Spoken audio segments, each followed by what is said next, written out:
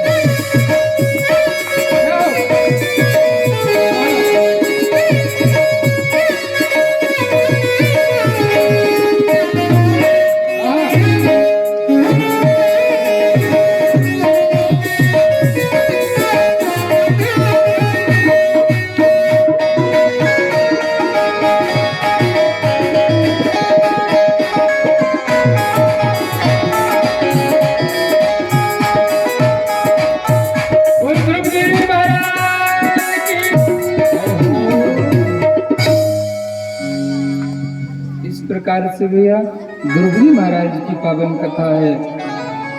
ध्रुव जी महाराज घर आए वापस, और जो वही सौतेली माँ जो आज फूटी आंख नहीं देख रही थी, महाराज एक साइड थाली लिए खड़ी है, चमत्कार को नमस्कार करते हैं। तो मैया भी आज रास्ते में खड़ी है, ध्रुव आ रहा है, भगवान को प्राप्त करके आया है, बढ़िया खूब स्वागत हुआ। कालांतर में ध्रुव जी महाराज के भैया दो विवाह हुए, इला नाम और भ्रमी नाम से। ध्रुव जी महाराज के दो बेटा भी है, उत्कल और वत्सल नाम के। ध्रुव जी महाराज ने दोनों को भैया राजपाट सौंपा, और जब 36,000 वर्ष भगवान ध्रुव ने राज किया, और आज भी भगवान ध्रुव अटल है। इस प्रकार से ध्रुव जी महाराज की पावन कथा है। ध्रुव जी महाराज ने बड़ा सुंदर स्तुतियों का गान किया है। यन्तः प्रविश्य मम वाचमिमां प्रसूक्तां संजीवयत् किल शक्तिधर स्वधाम्ना अन्यस्य हस्तचरणस्त्रवणत्वगादे प्राणान् नमो भगवते पुरुषाय तोभ्यम्। इस प्रकार से ध्रुव जी महाराज की कथा है। दूसरे भाई है प्रियव्रत, जिनकी कथा है इन्हीं के वंश में आगे चल करके भैया जड़ भरत जैसे बड़े बड़े दिव्य प्रतापी राजा हुए। इन्हीं के वंश में भरत जैसे राजा हुए, जिससे इस देश का, इस भूमि का नाम भारत पड़ा।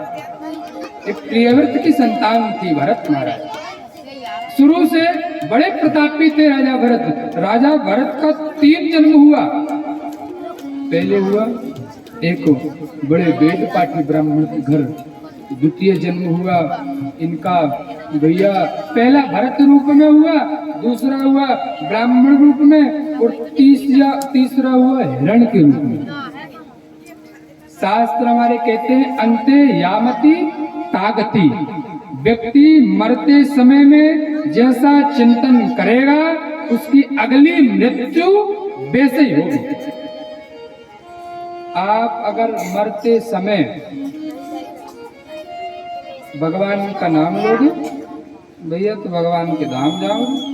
लेकिन अगर मरते समय कहीं हमारा छोटा नाती नहीं दिख रहा हो, कोई में प्राण हटके हैं, ये समझ लेना अगले जन्म में फिर वहीं आना है, तैयारी पक्की रख लो।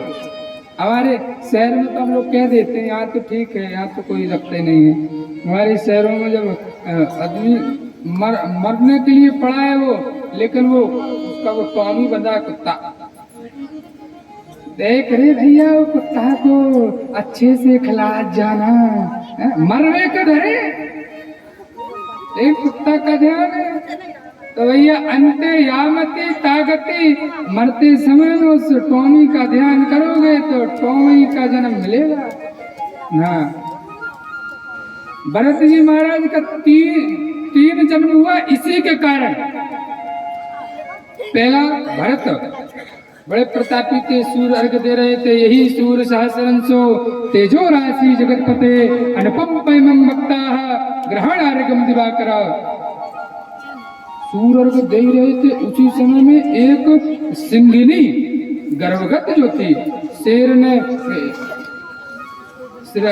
एक हिरण थी जो गर्भगत थी, सिंह की दहाड़ के कारण उसने नदी को छलांग लगाई, उसका गर्भ उसी नदी में गिर गया।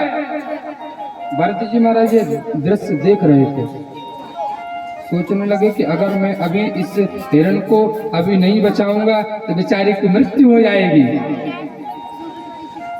उसको बचाया, आश्रम में ले आए। देखो दया करना चाहिए जीव मात्र पर, प्राणी मात्र का परम धर्म है कि जीव मात्र पर दया करें, लेकिन दया इतनी करें कि अति नहीं होना चाहिए। दया दुखस्य कारणम, दया दुख का कारण है। और आजकल भैया तुम हाथ पकड़ा तो लोग उंगली पकड़ते, उंगली पकड़ा तो हाथ पकड़ते, उनको रास्ता बताओ तो कहते आगे और चलो। ये विडंबना हो गई। हाँ, दया का काम वही भरत जी महाराज का पूरा हो गया था कि उस हिरण के बच्चे को नदी से बाहर निकाल दिया। लेकिन सोचा अभी नन्हा सा है बेचारा, बड़े बड़े भयंकर यहाँ जीव जंतु खा जाएंगे, चलो आश्रम में ले जाओ। अभी अकेला था, मन नहीं लगता था, ये रहेगा थोड़ा मन लगने लगता।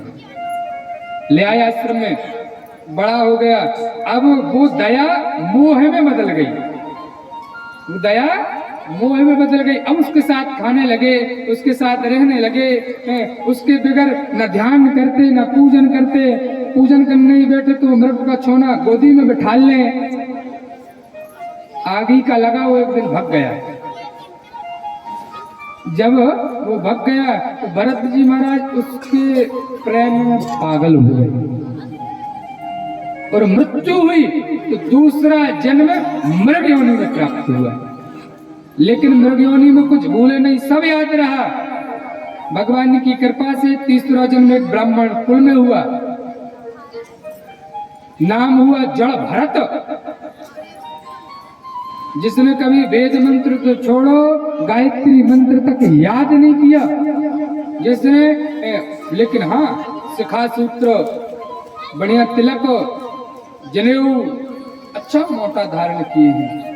ये भैया ये ब्राह्मणों का प्रश्न चिन्ह होता है।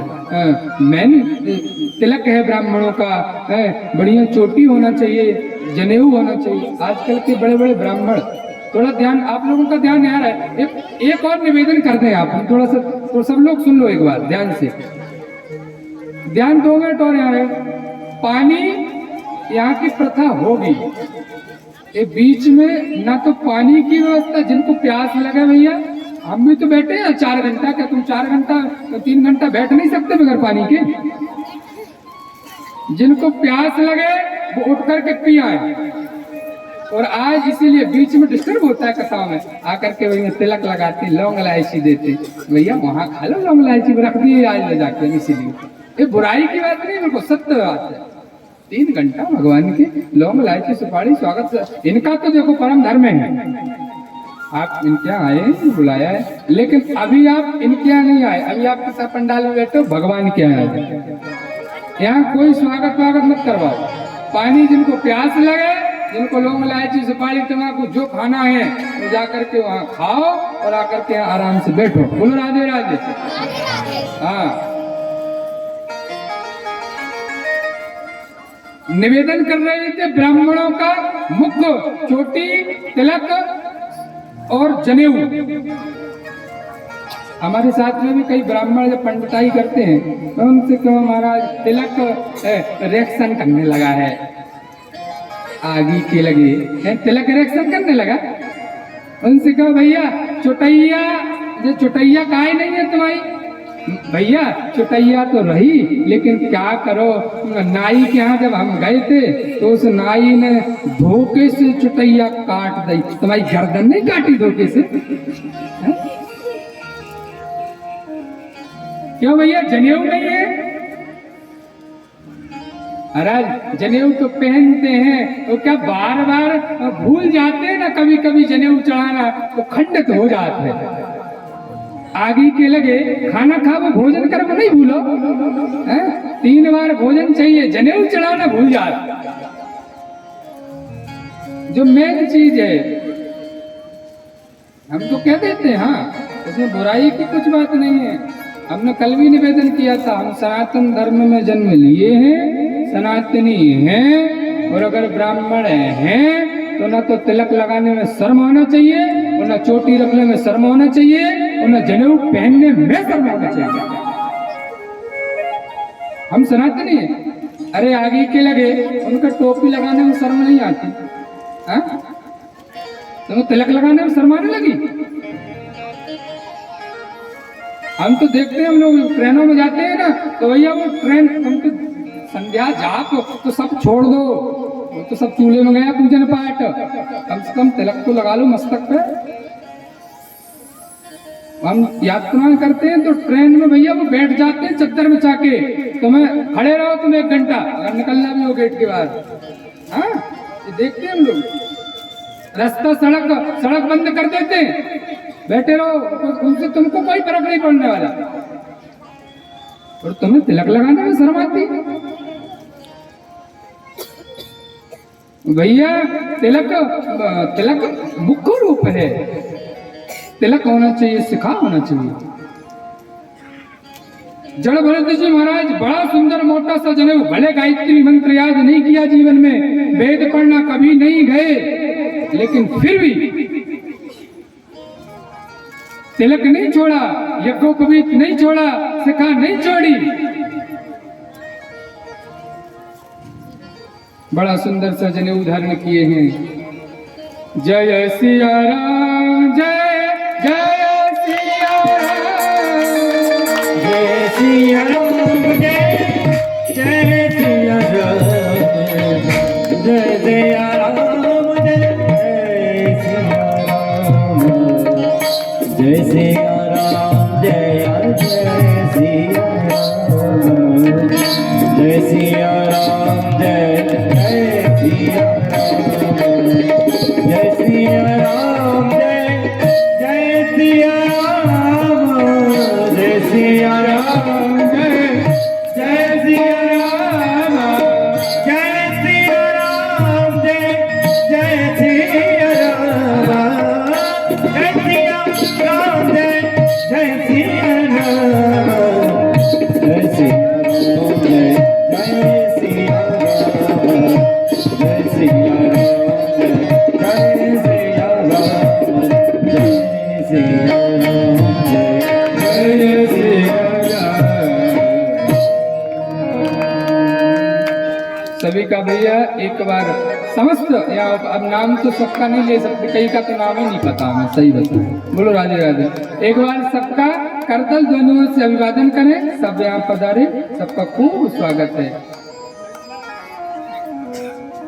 अगर आपको ब्राह्मण कुल में जन्म मिला है तो तिलक, शिखा और यज्ञोपवीत, और ब्राह्मण तो छोड़ो, अगर तुम सनातन जन्म में उत्पन्न हुए हो, पैदा हुए हो, तो तिलक लगाना चाहिए। कभी हो जाता है कि चलो ठीक है, जड़ भरत जी महाराज ने बड़ा सुंदर यज्ञ भूमि धारण किया है, मस्तक पर तिलक रहता है। 5 भाइयों के बीच में सबसे छोटे भाई हैं। 5 का विवाह, 4 का विवाह हो गया है, 5वें नंबर का हुआ नहीं, क्योंकि न पढ़ा है न लिखा है, न तो कुछ जानता है, तो विवाह होना संभव ही नहीं है। तो भैया भाई, अब भाभियों तो खूब रोटी बना बना देती हूँ, लेकिन भाभी ने सोचा कि पड़ा रहता है यहाँ, खाता बस है, और हम अपने पतियों को बढ़िया घी चुपड़ी रोटी खवा रहे, लेकिन वे बिल्कुल 1.5 हड्डी के हो रहे, और एक सू का टिक्का खवा रहे, देखो मुटा रहा है, काम धाम है नहीं कुछ। अरे जा खेत में जाकर के कुछ काम धाम कर। जड़ भरत जी महाराज खेत में गए, उनको चारा उखाड़ने के लिए कहा, तो भैया चने के पेड़ उखाड़ने लगे। भाइयों ने कहा भैया एक काम कर, तू तो यहीं एक पलंग डाल ले और तू यहीं बैठ जा। जड़ भरत जी ने कहा मैं चाह ही जोई रहूं। बैठ गए। एक दिन राजा रघुवर निकला, उसकी पालकी के जो कहार थे, एक कहार का स्वास्थ्य अस्वस्थ हो गया। रघुगण ने कहा जो मिल जाए रास्ते में तो उनको लगा लो, कोई और तो नहीं मिला भैया, जय ब्राह्मण देवता मिल गए। अब जो महाराज जड़ भरत थे, एक चींटी को भी देख करके चलते थे, चींटी पर भी पैर न लग जाए, नहीं तो मेरे से घोर अपराध हो जाएगा। अब पालकी में बैठा राजा रघुगण और जे मतलब महाराज लगे आगे पालकी में, और चींटी जैसे ही देखे तो कूद जाए। अब पालकी में बैठे व्यक्ति का क्या हाल हुआ। राजा रघुगण की खोपड़ी लगी कटाक से पालकी के ऊपर। रघुगण ने कहा कौन है? अरे मतवाले, तेरे चलना नहीं आता क्या? कारण का महाराज ये उसका स्वास्थ्य स्वस्थ हो गया था, ये अभी अभी मिला है, और देखो तो हिष्ट पुष्ट है महाराज, अभी लगाया है। रघुगण ने यहाँ व्यंग के बाण चलाए। न हम देहो देव भुजा लोकान सुखे तव। अरे देखो तो कितना दुबला पतला है, 10 दिन से भोजन नहीं मिला, व्यंगों के बाण चला रहे हैं। भैया रघुगण को जड़ भरत जी महाराज ने एक श्लोक में उसको वैराग्य दिला दिया, और भरत जी महाराज अपने परम धाम को। अब कथा ज्यादा विस्तार से तो नहीं कहेंगे, बिल्कुल समाज बिंदी से चलेंगे, जल्दी जल्दी सब बताते हुए। एक मृगा के संग ते भरत रही ग्रह बेगा, तुलसी उनकी कौन गति जो घर घर करत सने हैं। इस प्रकार से भैया जड़ भरत जी महाराज और महाराज रघुगण का उद्धार हुआ। 5वें स्कंद को यही विश्राम देते हैं। 6वें स्कंद में बड़ी सुंदर कथाएं हैं। यह एक भरत जी का भाव है, अगर आप लोगों की आज्ञा हो तो मैं गुनगुना लें, बड़ा छोटा सा भजन है। बोल भक्तवत्सल भगवान की। भरत जी महाराज भले मृग योनि में रहे, बड़े रघुगण जड़ भरत की योनि में रहे या भरत की योनि में रहे, भजन उनका एक ही था, तेरे संग में रहेंगे ओ मोहना। 2 मिनट हम लोग गाएं भाई से। तेरे संग में रहेंगे ओ मोहना, तेरे संग में रहेंगे ओ मोहना, तेरे संग में रहेंगे ओ मोहना, तेरे संग में रहेंगे ओ मोहना, ओ मोहना, ओ सोना, ओ मोहना, ओ सोहना, ओ मोहना, ओ सोहना, तेरे संग में रहेंगे ओ मोहना।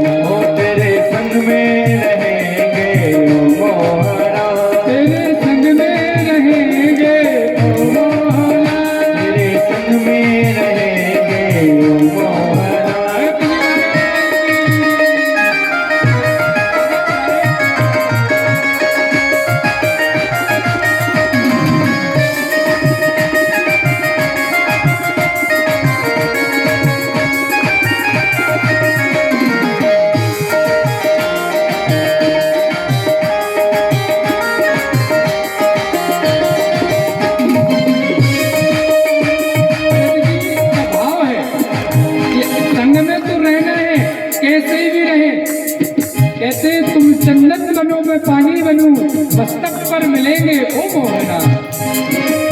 तुम चंदन वनों में पानी बनो, चंदन वनों में पानी बनो, तुम चंदन वनों में पानी बनो, तुम चंदन वनों में पानी बनो, पानी बनो में चंदन बनो, तुम पानी बनो में चंदन बनो।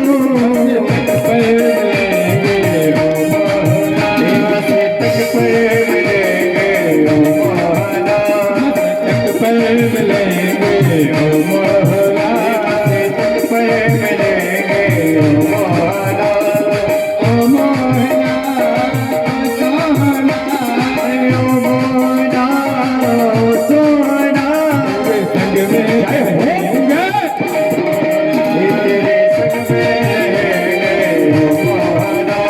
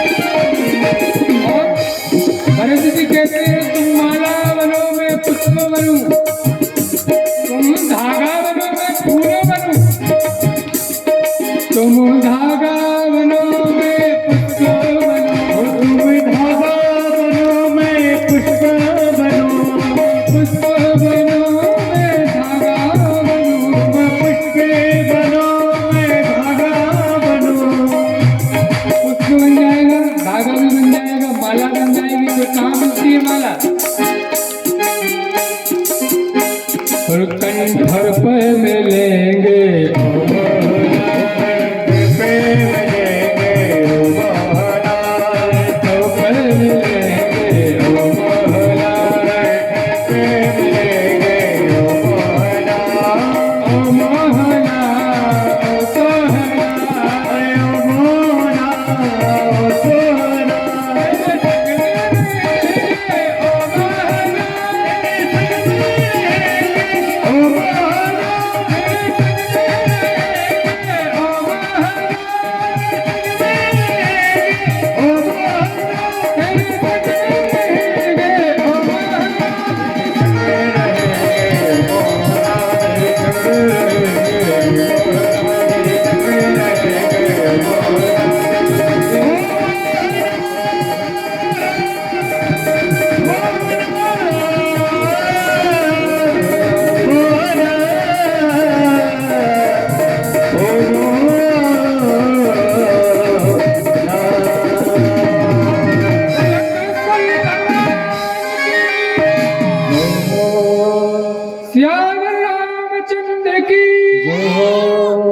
जयकारा तो जोर से लगा लो। आज एकादशी है क्या? कौन कौन उपास है? कौन है उपास? कौन कौन है उपास? कोई नहीं उपास? हे भगवान, हमको तो उपास हो, उपास भी नहीं हो, इसके बाद भी जयकारा लगाने में धन्य हो प्रभु। एकादशी का व्रत रहना चाहिए सबको। हाँ, कई लोग कहेंगे भूख लग जाती है, कहाँ का एकादशी महाराज। एक भक्त था, देखो कथा स्मरण में आ रही है। एक भक्त था, वो जीवन में कभी भूखा नहीं रह सकता था। दिन में 4 बार भोजन करे, 6 बार भोजन करे, 8 बार भोजन करे, घर वालों ने भगा दिया उसको। जा यहाँ से, घर से 4 बार खाता है, काम वाम कुछ नहीं है। चला गया। एक महाराज जी आश्रम के बाहर बैठे थे, उसने देखा कि महाराज जी बड़े खाते पीते लग रहे हैं, बड़े स्पष्ट हैं। जाकर कहने लगा, महाराज जी हमें दीक्षा दे दो, हम तुम्हारे चेला बन जाएं। महाराज जी ने कहा, बिल्कुल बन जाओ, बैठे ही हम चेला बनाने। कहने लगा, महाराज काम क्या होता है, काम और बता दो। महंत ने कहा, काम कुछ नहीं होता, थोड़ा बहुत हमारे आश्रम की सेवा कर दिया करो, यही काम है। कहने लगा, महाराज काम तो हम खूब करते हैं, लेकिन हम भोजन 3 बार करते हैं। महात्मा ने कहा, तुम 6 बार कहा भोजन करने में कोई दिक्कत नहीं है, पर्याप्त मात्रा में 6 पंगत चलती है, 6 ही में बैठना। अब तो कहा, महाराज ठीक है, अब तो 6 ही में बैठेंगे और खूब खाता। लेकिन जिसका जितना खाता है भैया वो उतना ही खाता है, जिसका जितना खाता है वो उतना ही खाता है। अब तो 6 बार पंगत में बैठे और 6 बार खाए। एक दिन आ गई एकादशी, जो आज है, आज एकादशी है माघ। इसी दिन पितामह भीष्म ने अपना देह त्यागा था, इसी एकादशी में। माघ कृष्ण पक्षो एकादशी सूर्य उत्तरायण हुए थे, कल कथा हमने सुनी थी सबने। अब आ गई एकादशी की तिथि, सुबह से चूल्हे ही न सिल गए। अब जी यहाँ वहां देखे और महाराज जी के ऊपर दृष्टि गई। महाराज जी ने कहा, चेला जी आज सुबह से आज तुम थोड़ी घबराने हुए लग रहे हो, क्या बात है, क्या हो गया? महाराज जी आज हम देख रहे चूल्हे नहीं से लग रहे कोई। अरे बेटा हम बताना भूल गए कि आज एकादशी है, और एकादशी में हम वैष्णव हैं, व्रत रहते हैं, और व्रत के दिन कुछ बनता नहीं है। इसने कहा, एकादशी क्या होती है महाराज? एकादशी में अन्न नहीं खाना चाहिए। कहता है, महाराज अगर एकादशी में हम अन्न नहीं खाएंगे तो द्वादशी तो हम देख ही नहीं पाएंगे। एकादशी में हम अन्न नहीं खाएंगे तो द्वादशी देख ही नहीं पाएंगे। बड़ी विडंबना। महाराज ने कहा, देखो भैया एकादशी है, चूल्हा तो सिलगेगा नहीं आज। अगर तुम चाहो, अगर बनाना आता हो तो हम तुमको राशन पानी दे देते हैं, तुम ले जाओ और नदी तट पर जाकर के बना लेना और खा लेना। ये कहता है, महाराज मरता क्या नहीं करता, मरता क्या नहीं करता, आप दे दो ले जाएंगे। और हाँ, भगवान को भोग लगाए बिना मत पाना। ये ले गया भैया, गया भगवान को बनाया और भोग लगाया। भगवान आओ जरा भगवान राम जी आ गए, पा लिया भगवान ने भी पाया, इसने भी पाया और आ गया फिर घर। गुरु जी अच्छा रही आज की एकादशी, तो आनंद आ गया। दूसरे पाक में फिर एकादशी आई। महाराज आप आज राशन थोड़ा ज्यादा देना। वो उसमें हम राजा रामदास को बुलाए तो उसमें 2 लोग आए थे। ठीक है, भंडारी से कहे इसको राशन थोड़ी और दे देना आज। ज्यादा राशन ले दिया, लेके चला गया, बनाया बढ़िया, फिर भोग लगाता है। राजा राम आए, सीताराम आए, मेरे भोजन का भोग लगाइए। अब अभी तो सीताराम आए थे, अब एक को लेकर के और आ गए, साथ में लक्ष्मण जी आ गए। अब आज इसको फिर नहीं बचा, फिर एकादशी सी हो गई। फिर गया दूसरी एकादशी में, महाराज हमारी जो सेवा हो गई, एक ठेबुला में 2-2 3-3 आए, इस बार ज्यादा देना। भंडारी से कहा इस बार थोड़ी 2 किलो और बढ़ा देना। भंडारी ने 2 किलो और बढ़ा दिया। फिर गया, फिर कहता राजा राम आइए, सीताराम आइए, मेरे भोजन का भोग लगाइए। अब तो 3 क्या 4 क्या, पूरा राम दरबार पधार गया। महाराज हमारी तो केवा हो जाएगी बनाते बनाते। जैसे तैसे इसने बनाया, भोग लगाया, सबने खाया और जो घर वापस आया गुरुजी को बताया, महाराज वो तो पूरा परिवार आ गए, हमारे लिए तो कुछ नहीं मिला। अगली एकादशी से थोड़ी राशन और बढ़वा देना। गुरुजी कहते हैं हो ना हो, ये बेचता हो राशन में जाके, इतना खा लेता है, इतना नहीं खा पाता हो। देखो भक्ति भी बड़े होशियार होते हैं। ये ले गया राशन, गुरुजी पीछे से गए, देखो तो आज ये तो कैसे बनाता है, कौन कौन खाता है, हर बार इसका राशन कम पड़ जाता है।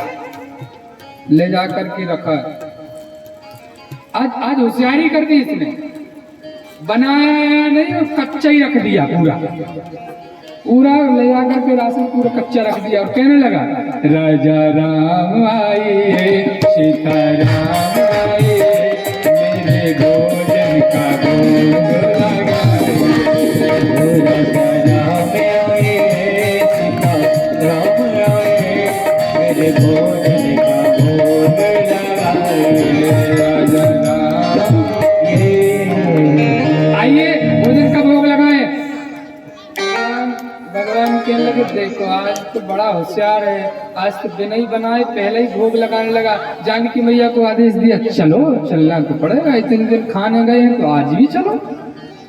भगवान पूरे दरबार को लेकर के आए और जैसे पधारे, क्यों भैया अभी बना तो कुछ है ही नहीं। भगवान ने कहा कि हम मूर्ख ही समझ रहे थे का, हम एक को बुलाए तो 2 आए, 2 को बुलाए तो 4 आए, 4 को बुलाए तो 6 आए, आज हम बुलाते तो पता नहीं कितने आ जाते। इसलिए हम पहले ही सामान रख दें, जितने को आना हो आओ और बनाओ और खाओ। तो एकादशी भैया रहना चाहिए सबको। हाँ, और हम तो शहर में देखते हैं जो दिन एकादशी होती है तो अभी तो हम लोग, अब कुछ लोग नहीं इसलिए बता दे रहे हैं, उपवास का अर्थ ही पता नहीं। उपवास किसे कहते हैं? उप मतलब होता है भगवान और वास मतलब होता है समीप। भगवान के समीप रहना ही उपवास है। ऐसा नहीं गुड़ खाए गुड़ बरी से परहेज है? हम रोटी नहीं खाएं, आज एकादशी है, कई सिंगाड़े की आटे की पुड़ी बना लो, सब्जी नहीं खा सके आलू और जीरा की बना लो, कई भात नहीं खा सके एकादशी में तो वो आती भगर आती है, वहां चलती है, भगर बना लो। अब पापड़ चना के नहीं खा सके तो मूंग के नहीं खा सके तो कई इसके साबूदाना के पापड़ सेक लो, चिप्स सेक लो, सलाद काट लो, भर पेट खा रहे बढ़िया। कई एकादशी है, की एकादशी महाराज हो गई एकादशी। तो इस प्रकार एकादशी व्रत सबको होना चाहिए। हम कल कथा सुनेंगे, बाबा नंद बाबा एकादशी का व्रत निराहार रहते थे, तो एकादशी व्रत रहना चाहिए। इस प्रकार से भैया भरत जी महाराज की कथा है। अब सुखदेव जी ने राजा परीक्षित से कहते हैं कि परीक्षित मैं तुमको एक बड़ी सुंदर कथा सुनाता हूँ। नरकों का भी यहाँ वर्णन किया है। भरत प्रियव्रत की कथा और अजामिल उपाख्यान है। केचित् केवलया भक्त्या वासुदेव परायणः। सुखदेव जी कहते हैं परीक्षित, जैसे भुवन भाष करके उदय होने से त्रिभुवन का संपूर्ण अंधकार समाप्त हो जाता है, ऐसे ही भगवान के मंगलमय नाम मुख से गाने से जन्म जन्मांतर के पाप पुंज भस्मीभूत हो जाते हैं। परीक्षित ने कहा महाराज ऐसे कभी हुआ है कि भगवान का नाम लेने से उद्धार हो गया? हाँ। तब यहाँ पर भैया अजामिल की कथा सुनाते हैं कि दूरे कीड़े का सत्या पुत्र नारायण वयम। कन्नौज में रहने वाला एक ब्राह्मण, बड़ी पतिव्रता पत्नी भी थी, बढ़िया सुंदर पुत्र भी थे, लेकिन वन में गया लकड़ी लेने के लिए, एक वैश्या के साथ हो गया। कालांतर में 10 संतानें हुई। छोटे बेटे का नाम भगवान के कहने से नारायण रख दिया। अब हर बात में बुलाता है, बेटा नारायण यहाँ आना, बेटा नारायण पानी लाना, बेटा नारायण भोजन लाना। मृत्यु देखो कथा थोड़ी जल्दी जल्दी कहेंगे, हाँ आगे नहीं कहना महाराज लपेट दिए जल्दी से, कथा बहुत लंबी है। भागवत राम कथा शिव पुराण कुल चाहे भैया तो 7 दिन में तो हम लोग संक्षेप में श्रवण करते। हरि अनंत, हरि कथा अनंत, हरि की कथा अनंत है। हाँ ये कभी समापन नहीं होती, हर बात में बुलाता बेटा नारायण जल्दी आओ, बेटा नारायण यहाँ आओ, बेटा जब मृत्यु अंतिम समय आया मृत्यु का, ये जीवन भर पाप किया है, स्वाभाविक है यम के दूत लेने आएंगे, यम के दूत पधारे। इसने जब काले काले कलवते से उनको जब देखा, काले काले जब उनको यमराजों को जब देखा तो चिल्ला दिया बेटा नारायण, ये देख तो भैया कौन है। भगवान नारायण के कान में आवाज गई, भगवान ने कहा मेरे को कोई बुला रहा है, अंत समय में पार्षदों को आज्ञा दी जाकर के देख के आओ। 4 पार्षद गए, भयंकर युद्ध हुआ यमराजों के दूतों के बीच में और पार्षदों के बीच में, और अंत में यमराज के दूत परास्त हो गए और जाकर के यमराज के अपने दंड कमल फेंक दिए, महाराज आज से नहीं करना तुम्हारी ये नौकरी। क्यों? अरे हम गए थे वो उसको लेने अजामिल को, वो तो क्या बोलते नारायण क्या चिल्लाया कि वो नारायण चिल्लाते ही भैया सब वो 4 चमकीले चमकीले से कपड़ा पहन के आ गए, 4 चमकीले चमकीले से कपड़ा पहन के आ गए और हमारी तो खूब पिटाई लगाई, महाराज हम नहीं करने वाले आपकी नौकरी। भगवान ने यमराज ने कहा क्या बुलाया था उसने लास्ट में मृत्यु के टाइम कहीं नारायण, अरे यमराज ने तो मुंह में हाथ धर दिया, ये मंगलमय नाम यहाँ नहीं लो ना हमारा सारा चौपट काम बंद हो जाएगा, पूरा धंधा। और भाव या बाबा गोस्वामी जी कहते हैं भाव को भाव न कयाल,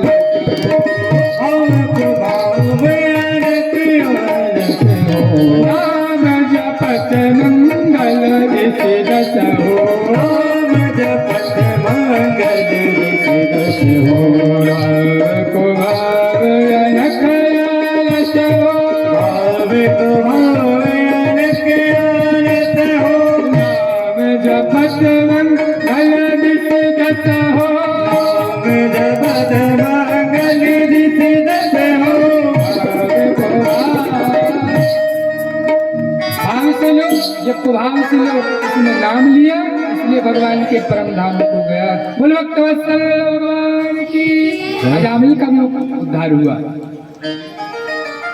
और वो सुख परीक्षित कहता है महाराज आपने क्या बात कर दी, भाव से लो चाहे कुभाव से लो नाम काम करता है। हाँ थोड़ा सा आपका ध्यान कथा में,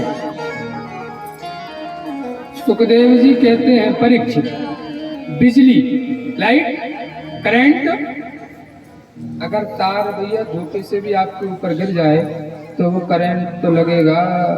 विष आप चाहे जान के खा लो चाहे अनजाने में खा लो भैया जहर तो अपना काम करेगा। अग्नि जो जलाती है चाहे हाथ आप आगी में खुद डाल लो और चाहे आगी तुम्हारे पास आ जाए भैया जलना पक्का है। तो भैया जब आगी जला सकती है, लाइट का करंट लगा सकता है, वो सेल पास की गोली काम कर सकती है, तो भैया नाम काम काहे नहीं करेगा। पुराण नाम की बड़ी महिमा है। कहा लगी नाम बढ़ाई, नाम न सकही नाम गुण गाई। भगवान राम से भी अगर नाम की महिमा पूछूंगा तो वो ये नाम की महिमा नहीं बता पाएंगे। इस प्रकार से अजामिल का उद्धार हुआ। बोल भक्तवत्सल भगवान की नाम लेकर के अजामिल तर गया। हो गए भव से पार लेकर नाम तेरा, हो गए भव से पार लेकर नाम तेरा, हाथी हो गए भव से पार लेकर नाम तेरा, हो गए भव से पार लेकर नाम तेरा, नाम तेरा प्यारे नाम तेरा, नाम तेरा प्यारे राम तेरा, राम तेरा प्यारे राम तेरा, राम तेरा प्यारे राम तेरा। हुई गए रब से पार लेकर हुई गए हमसे पार लेकर राम तेरा।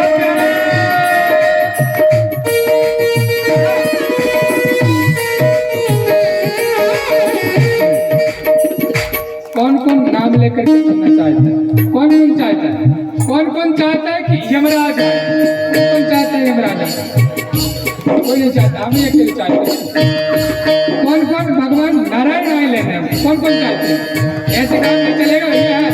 चला बैठा हाथ उठा करके भाव से तालियों की सेवा करते हैं भक्त वत्सल भगवान की।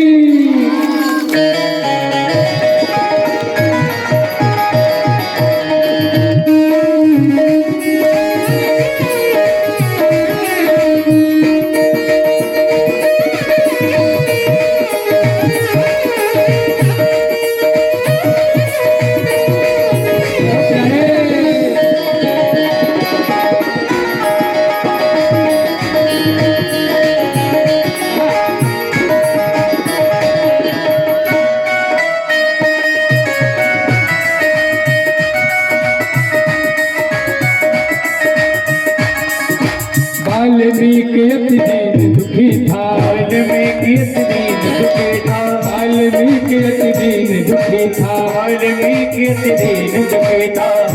वाल्मीकि का नाम सबने सुना है? सबने सुना है ना? वाल्मीकि बड़ा बड़ा क्या करके रामायण तैयार कर दी।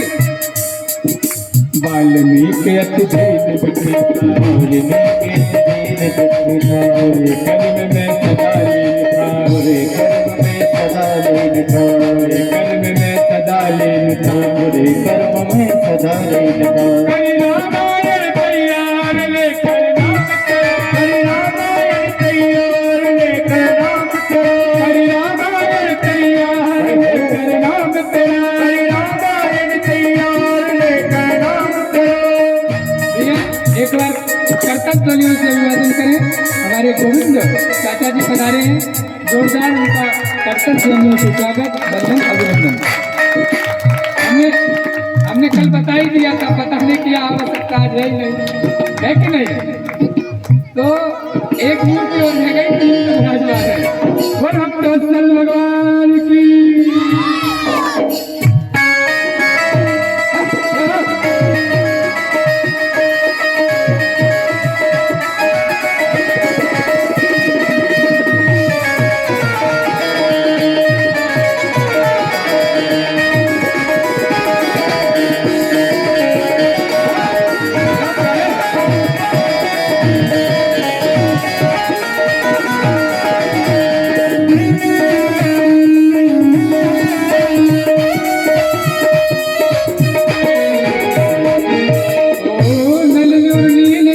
के वानर, हरि और नील जात के वानर, राम नाम लिख दिए सिला पर, राम नाम के सिला पर, राम नाम लिख दिए सिला ओ पर। राम नाम लिख दिए सिला पर। नल और नील जाति के वानर थे, भगवान राम की सहायता प्रदान की। पत्थरों में भी राम नाम लिख करके भैया क्या किया? करे से तो बंधु तैयार लेकर नाम तेरा, से तू बन तैयार लेकर नाम तेरा, हो गई सेना पार लेकर नाम तेरा, हो गई सेना पार लेकर नाम तेरा, हो गई सेना पार लेकर नाम तेरा, हुई गई सेना पार लेकर नाम तेरा। नाम तेरा प्यारे नाम तेरा, राम तेरा करे राम तेरा, नाम तेरा प्यारे नाम तेरा, हरे राम तेरा करे राम तेरा। हुई गई रब से पार लेकर नाम तेरा, पार लेकर नाम तेरा, हुई गई रब से पार लेकर नाम तेरा, पार लेकर नाम तेरा।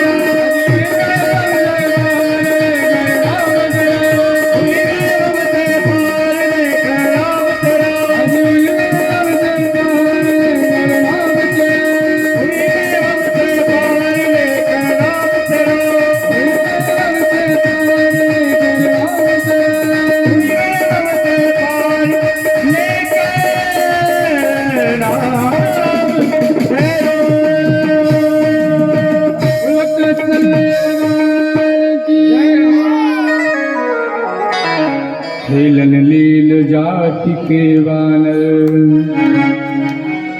राम नाम लिख दिए शिला पर, हो गई सेना पार लेकर नाम तेरा। भैया इस प्रकार से अजामिल ने भगवान का नाम लेकर के भगवान के परम धाम को गए। अब परीक्षित ने महामुनि सुखदेव जी से एक बड़ा सुंदर प्रश्न किया है कि गुरुदेव, एक और तो भगवान समदर्शी है, भगवान समदर्शी हैं, और जब भगवान की लीलाएं हम सुनते हैं तो भगवान सरासर पक्षपात करते दिखते हैं। हमेशा प्रभु दैत्यों को ही मारते हैं और देवताओं का तो खुलेआम पक्ष लेते हैं। क्या कभी भगवान ने किसी दैत्य के ऊपर कृपा की है? अगर की है तो बताएं। सुखदेव जी प्रसन्न होकर के बोले, बहुत बढ़िया प्रश्न किया है परीक्षित, अब ध्यान से सुनो। यही प्रश्न तुम्हारे दादा धर्मराज युधिष्ठिर ने एक बार देवर्षि नारद से किया था। जिस समय तुम्हारे दादा युधिष्ठिर राजस्व यज्ञ कर रहे थे, तब प्रथम पूजन के अवसर भगवान श्री द्वारकाधीश का नाम सामने आया।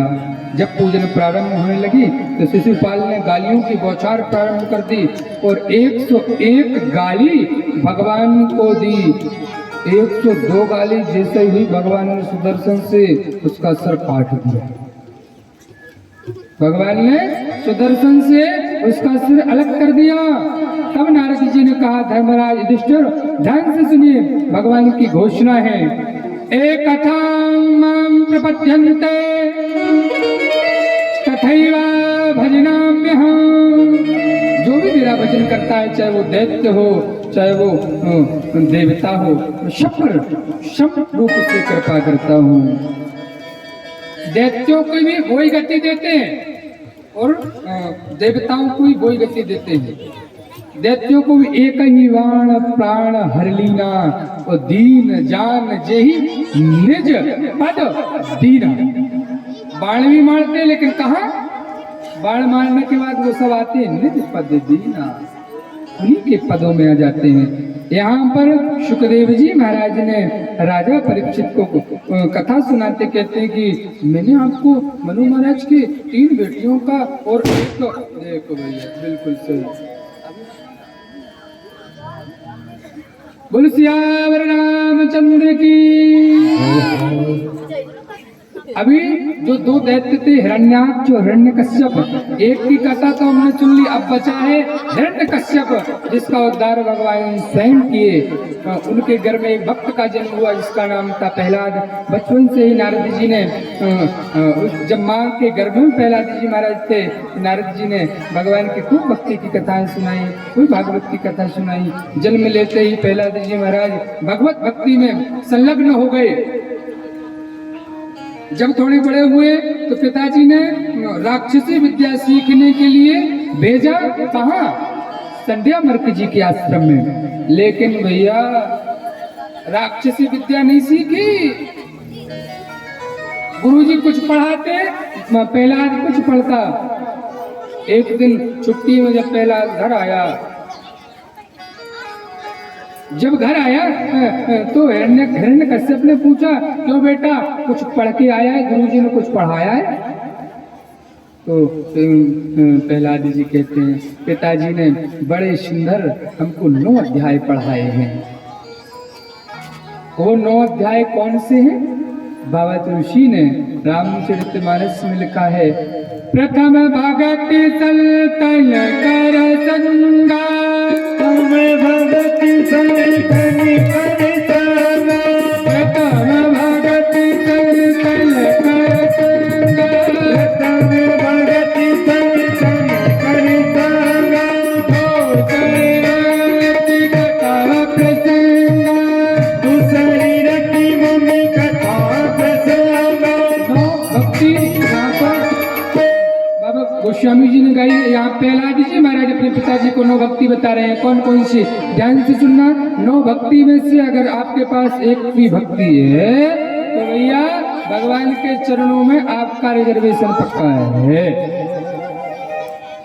9 भक्ति। श्रवणं कीर्तनं विष्णु स्मरणं पादसेवनम् अर्चनं वन्दनं दास्यं साक्षात्मनिवेदनम्।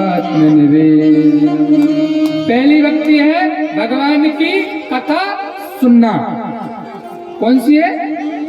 जोर से बोलो भैया, उपासित तो कोई है नहीं है? प्रथम भक्ति कौन सी है? कथा सुनना भैया। श्रवणम कीर्तनम विष्णु। दूसरी भक्ति है भगवान के नाम का कीर्तन करना। तीसरी, अब गिनते जाना, आप बताते हम जाएंगे। पहली भक्ति श्रवणम कीर्तनम, दूसरी है कीर्तन, तीसरी है स्मरणम, चौथी है पाद सेवनम, भगवान के पाद सेवन करना, ये भी भक्ति है। पांचवी भक्ति है अर्चनम, भगवान का अर्चन करना। छठवीं भक्ति है भैया वंदनम। सातवीं भक्ति है दास्यम, भगवान को अपना हम भगवान के दास बन जाए, दास्यम। आठवीं भक्ति है साख, भगवान को अपना सखा बना ले, अपना मित्र बना ले। और हाँ, नौवीं भक्ति है आत्मनिवेदन, भगवान को अपना आत्मनिवेदन कर दे। श्रवणम कीर्तनम विष्णु स्मरणम पाद सेवनम अर्चनम वंदनम दास्यम साख्य आत्मनिवेदिनः इति पुंसार्पितः विष्णु भक्तिर्चेतव लक्षण। ये 9 लक्षण जिसके पास भी हो भगवान शीघ्रता उसको मिल जाते हैं। अब प्रहलाद इसके मुंह से जो हिरण्यकश्यप ने वचन सुना, प्रहलाद को उठा करके गोदी से फेंक दिया जमीन पे, खूब ताड़ना दी, जल में फेंका, पहाड़ से गिराया, हाथी के पैरों के नीचे कुचलाया। इसकी बहन हिरण्यकश्यप की स्वयं आई होलिका देवी, स्वयं जल करके खाक हो गई, लेकिन प्रहलाद का वाल भी बापा नहीं कर पाई। हाँ, प्रहलाद का कुछ भी नहीं हुआ। और कालांतर में भगवान ने नरसिंह रूप में प्रकट होकर के इसका उद्धार किया है। बोल नरसिंह भगवान की। इस प्रकार से भैया इस सुपारी ले तो जाओ, सुनो, हेलो नारायण, ले जाओ, पीछे ले जाओ, वहां रखते रखते ले जाके, किसी को मत दो, बिल्कुल मत दो, बिल्कुल मत दो। हाँ रख लो। यहाँ भगवान कहता सुन रहा है, सुपारी खाने आएगा। बोलो राधे राधे।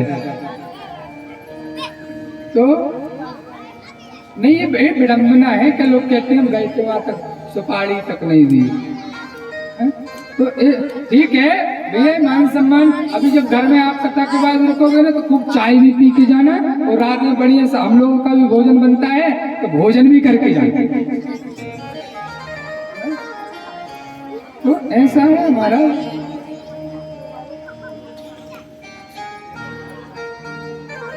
यहाँ पर नरसिंह भगवान प्रकट हुए हैं और हिरण्यकश्यप को मार करके प्रहलाद को अपनी गोदी में बिठा लेकर के प्रहलाद को राजपाट सौंपा है।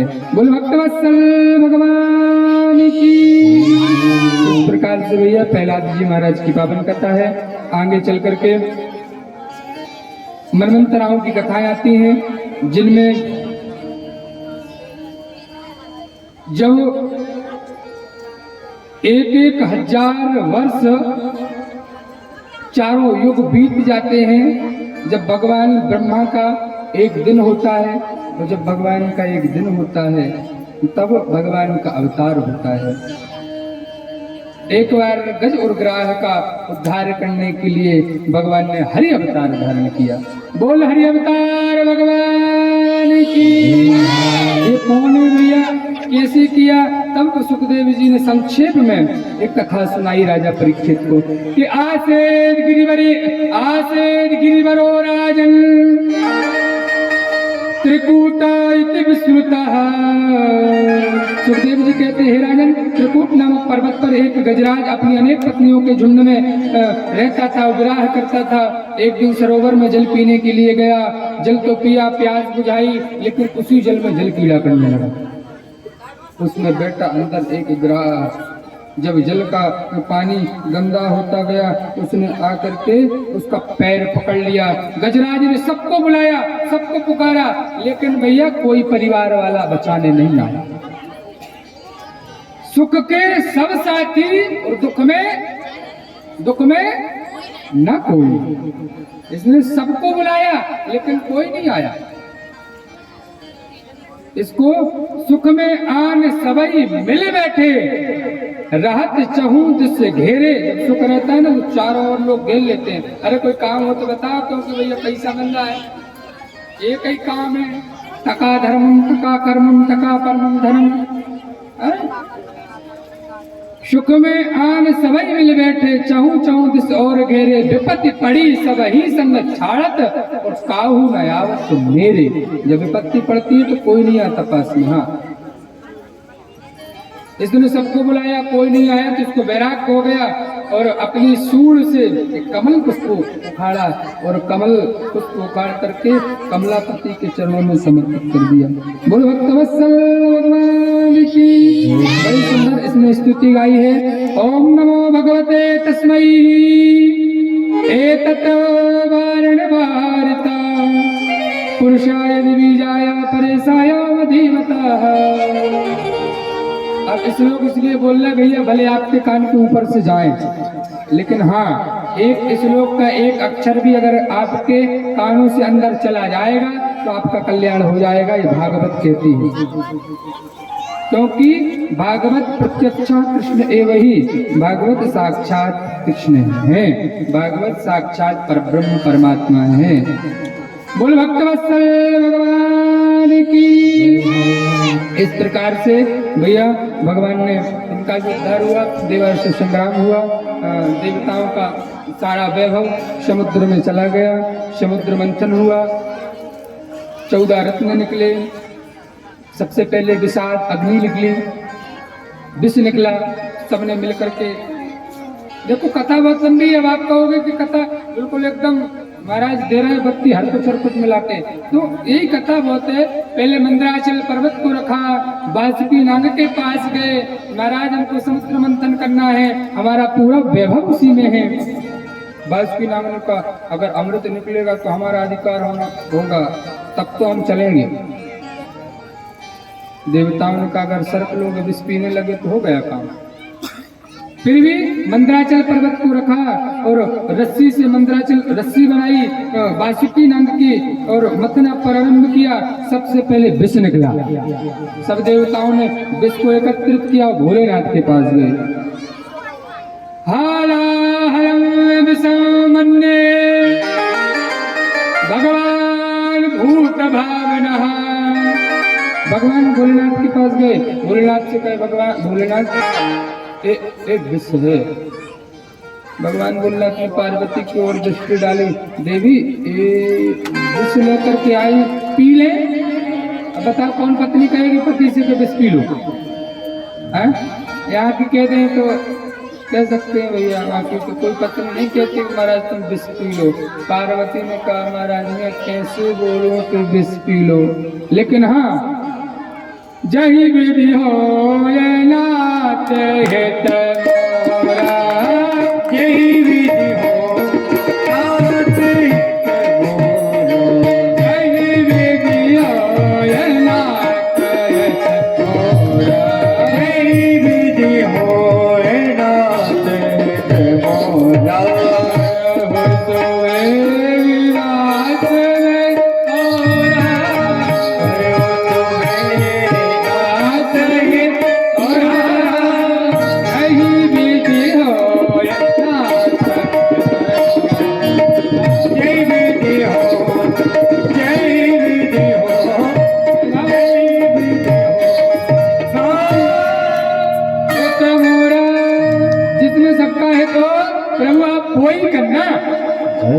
भगवान ने कहा हित तो सारे ब्रह्मांड का है।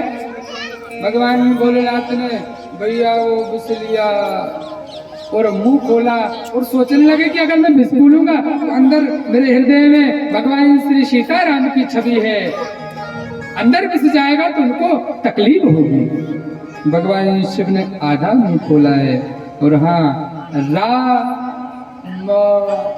राम शब्द बोला भगवान भोलेनाथ ने, पूरा विश्व अपने कंठ पे धारण कर लिया।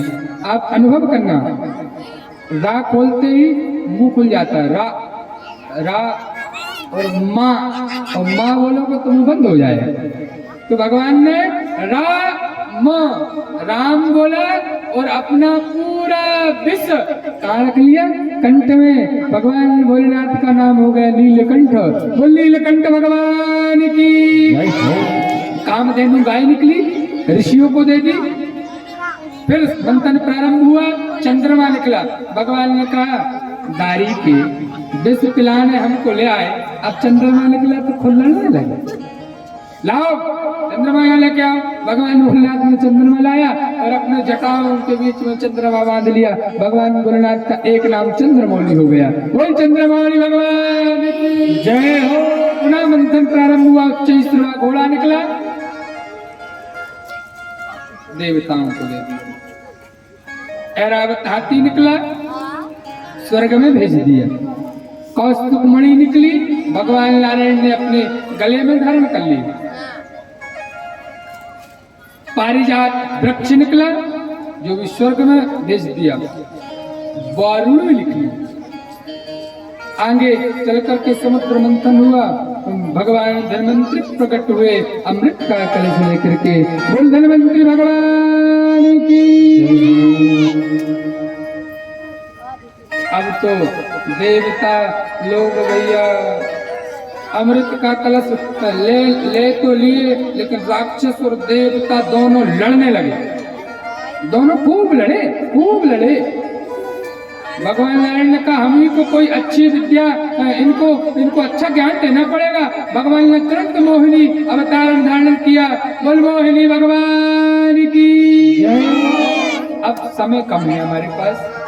राम जन्म भी हमको कथा कहना है, कृष्ण जन्म भी हमको मनाना है। समय पर्याप्त मात्रा में हो रहा है। आप जरूर सोचते होंगे एकदम बिल्कुल लपेटे जा रहे, दिए जा रहे 120 की रफ्तार में। भैया परिस्थितियां होती है। हाँ, हमारा तो मन है, लेकिन अपनी 6 बजे और आप लोग भागने लगो, ठंडी लगेगी। हम तो बैठे रहे ना, क्या तकलीफ है। कुछ लोग तो यहाँ कह रहे थे सुबह पूजन नहीं होती, ब्राह्मण वर्ण का संकल्प नहीं हुआ, मूल पाठ का संकल्प नहीं हुआ। भैया सब हो रहा है। यहाँ मंच पर हमने तैयारी नहीं की कुछ। क्यों? ये कथा जो है किस उद्देश्य से हो रही, कैसे हो रही, किस कामना से हो रही। हमारे जिसको भी पूजन का दर्शन करना हो, पूजन का अनुभव करना हो, क्या संकल्प हुआ है नहीं हुआ है, वो आकर के हमसे मिले, हम बताएंगे क्या हुआ है क्या नहीं हुआ। और पूजन का दर्शन करना हो तो आप 7 बजे से 12 बजे तक आ जाओ। रोज 7 से क्यों है भाई, रोज 7 सबका स्वागत है, वेलकम। रोज 7 बजे से 9 बजे तक पूजन हो रही है विधिवत। 9 बजे से 12 बजे तक पाठ हो रहा है। हमारे ब्राह्मण देवता जाप भी करते हैं, संकटनाशक गणेश स्तोत्र का पाठ भी कर रहे हैं। और भैया जो आगे के लगे इसको भगवान ने दिया है हमको मूर्ख को, तो वो थोड़ा बहुत हम पाठ भी कर देते हैं भागवत जी का। बोल भक्तवत्सल है भगवान की। सब हो रहा है। हाँ, आपस में देवता और राक्षस लड़ने लगे। पहले विष्णु पीऊंगा, पहले मैं पीऊंगा। भगवान ने नारायण ने कहा कुछ ना कुछ हमें को करना पड़ेगा, नहीं गड़बड़ हो जाएगी। भगवान ने तुरंत मोहिनी अवतार धारण किया और कलश अमृत हाथ में ले लिया। सब राक्षस टुकुर भैया मोहिनी रूप को ही निहारते रहे। भगवान ने कहा एक काम करो, तो राक्षसों आप थोड़ी ऊंचे जाति वाले हो, आप उच्च कोटि के हो, इसमें थोड़ा सा जो है ना जरा ऊपर ऊपर पतला पतला सा क्यों ना देवताओं को पिला दे, और जो इसमें गाढ़ा गाढ़ा अच्छा बचा है ना वो सब तुमको पिलाएंगे। दैत्यों ने कहा शंख और मूर्ख फूंकने से बचता है भैया।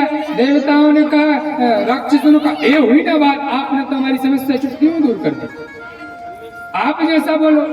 भैया यहाँ पर मोहिनी भगवान ने तुरंत देवताओं को अमृत पान किया, लेकिन सर्वभानु नाम का एक दैत्य था जो समझ गया कि इसमें कुछ न कुछ लीला होगी, जाकर के सूर्य और चंद्र के बीच में बैठ गया। सबकी बारी आई अमृत की, भगवान ने उसको भी परोस दिया, वो भी अमृत पी लिया। आधा पिया था सूर्य चंद्र ने, सारा किया महाराज नकली है। तुरंत भगवान ने सुदर्शन से उसका गर्दन अलग कर दिया और शरीर अलग कर दिया, दो भागों में बट गया, राहु और केतु हो गए। जब चंद्र ग्रहण और सूर्य ग्रहण लगता है ना, वो बदला लेता है महाराज। कहीं हम भी अमृत पी लेते तो अमर नहीं हो जाते आज। इस प्रकार से समुद्र मंथन की लीला हुई। आगे जाकर के भगवान वामन का प्रादुर्भाव हुआ है। बोल भगवान की। भगवान वामन का प्रादुर्भाव हुआ है। तत्देवासुरो नाम रण परमा दारुणा। इस प्रकार से भैया इसमें लक्ष्मी निकली, बड़े बड़े बहुत 14 रत्न निकले हैं। अब 14 सुखदेव जी कहते हैं परीक्षित, अगर इन्हीं 14 रत्नों की हम कथा कहना प्रारंभ कर दें तो वर्षों तक पूरी नहीं होगी, वर्षों तक पूरी नहीं होगी। यहाँ पर भगवान वामन का प्रादुर्भाव हुआ। भगवान वामन ने भिक्षा मांगी, यज्ञोपवीत संस्कार हुआ। भिक्षा में जो धन मिला वो बृहस्पति देवता को ला करके पूरी दी। देवगुरु बृहस्पति को, बृहस्पति ने कहा महाराज हमको ये नहीं चाहिए, अभी पूरा आधिपत्य राजा बलि के पास है, महाराज हमको तो त्रिभुवन की वो चाहिए है संपत्ति, आप जाओ। राजा बलि संकट की भूमि में हरिद्वार में यज्ञ कर रहा है। वामन भगवान तम बटुम वामनो दृष्ट्वा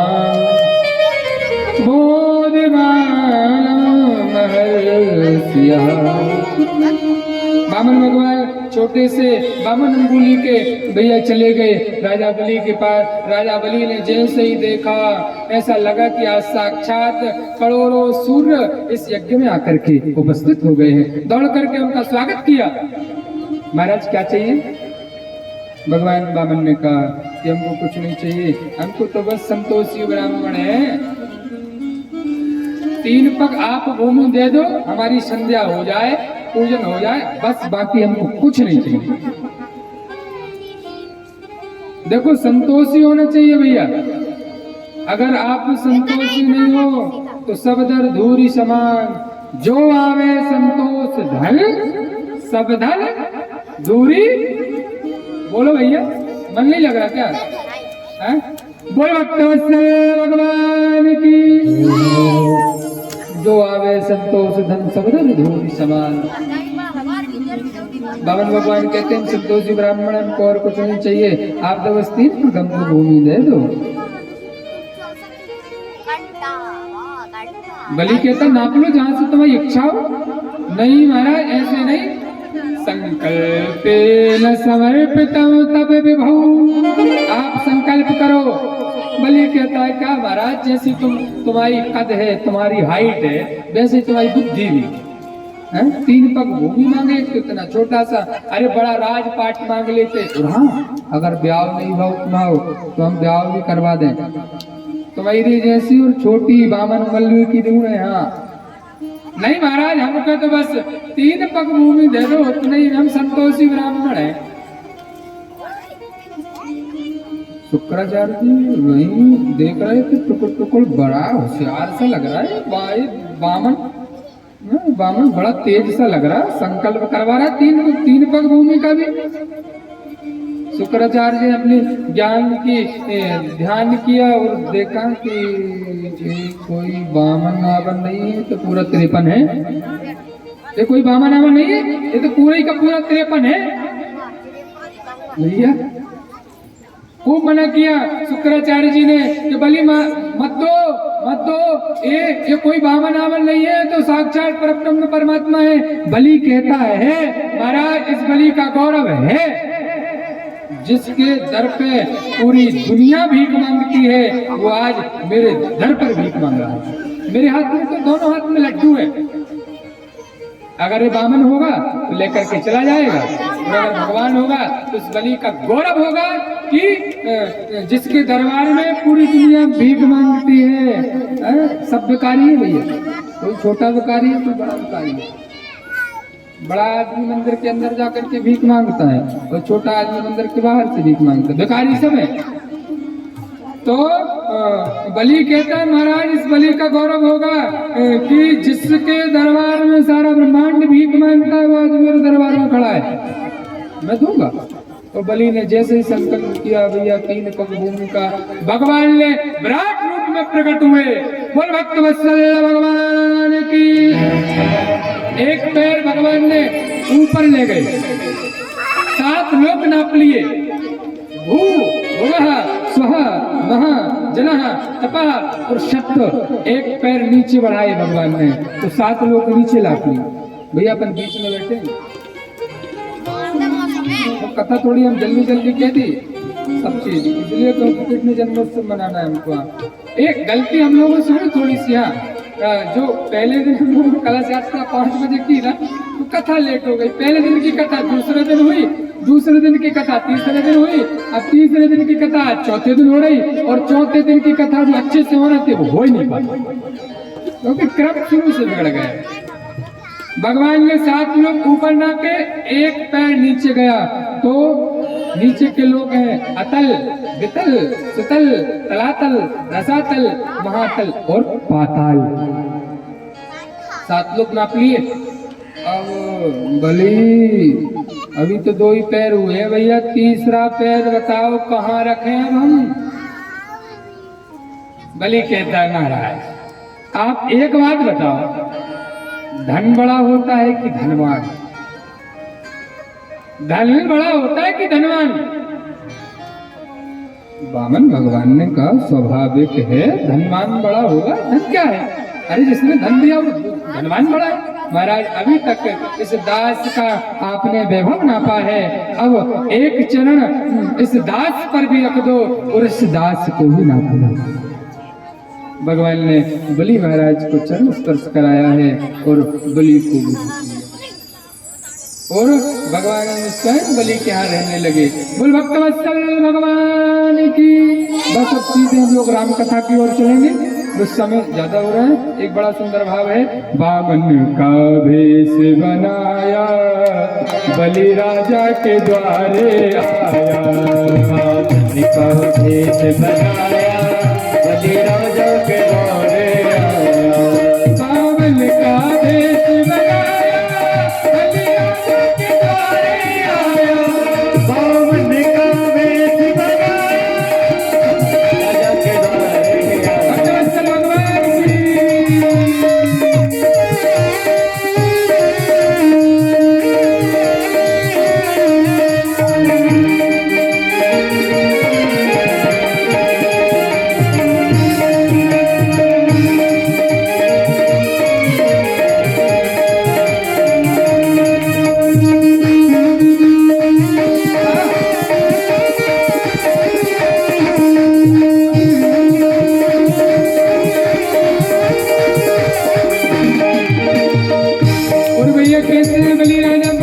आया। कमंडल लिए पग खड़ा ऊपरे, छत्र कमंडल लिए पैर खड़ा ऊपरे।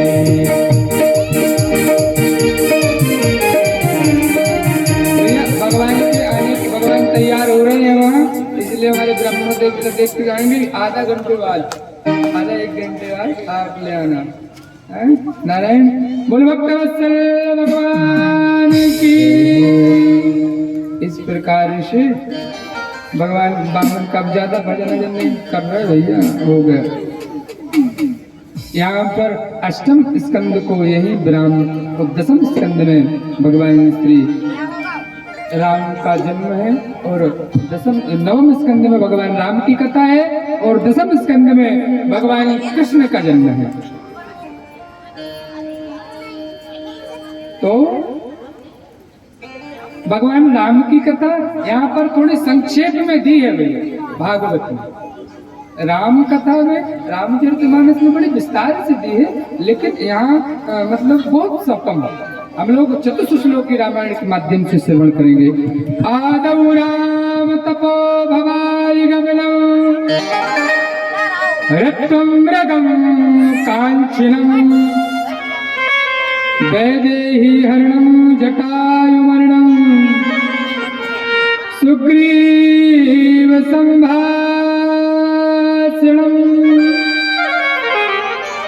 भगवान राम का जन्म हुआ है। भगवान राम का जन्म कहाँ हुआ है? कहाँ हुआ है?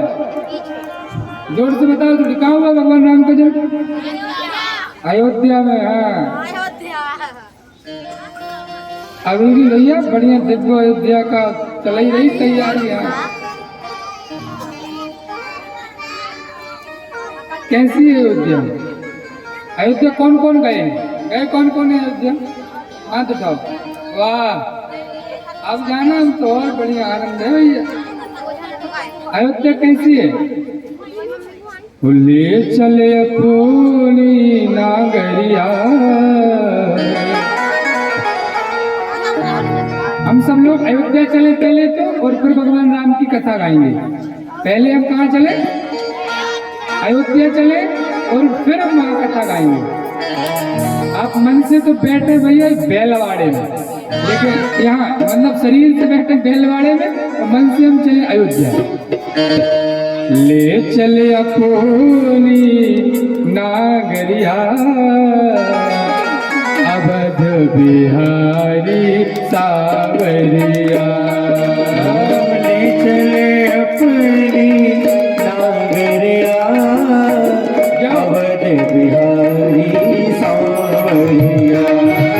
ले चले अपनी नागरिया अवध बिहारी सावरिया। ले चले अपनी नागरिया अवध बिहारी सावरिया। अवध बिहारी सावरिया। अवध बिहारी सावरिया।